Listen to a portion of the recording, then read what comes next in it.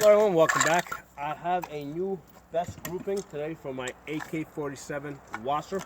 Okay, this has the Howison 403C mounted on a Midwest rail. And today I was shooting 200 yards. And at 200 yards, between the furthest two shots, I have 3 3/4 inches. Okay, so that's a little bit better than 2 MOA. Okay, again, 3 3/4 inches, 5-shot grouping at 200 yards. Okay, so really ecstatic.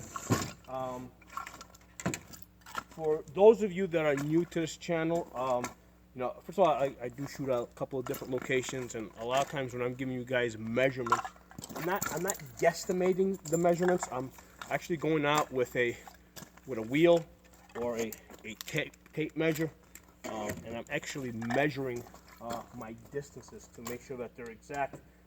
This way, no matter what location I'm at, I'm able to give you guys accurate information. So today I was using the Wolf Polyformance. I've had really good results with this. My goal today was actually something different. Initially, I just wanted to test out this Golden Tiger ammo. The Golden Tiger ammo has the water seals around the bullet and around on the primer, and it seemed like they put a lot more care into making this ammo, so I thought it might shoot a little bit better. But I was having a hard time just staying on the paper at 200 yards. So then what I was thinking is that, maybe my zero was off. So I came back to 25 yards and I checked my zero, and my zero was perfect. I use a 25-yard zero on my AKs, and the reason for that is a 25-yard zero on an AK-47 gives me a second zero at 200 yards. Okay, at 100 yards I'm usually about 4 inches high. Okay, so at 100 yards, if I'm shooting this paper, what I'll do is I'll anchor my red dot to the bottom of the paper so that I'm hitting over here. Okay. And at the 200 yards that I was shooting this, what I was doing is I was putting my red dot, I was anchoring the red dot to the top of the paper, still inside the paper, but towards the top of the paper. That's how I anchor my red dot.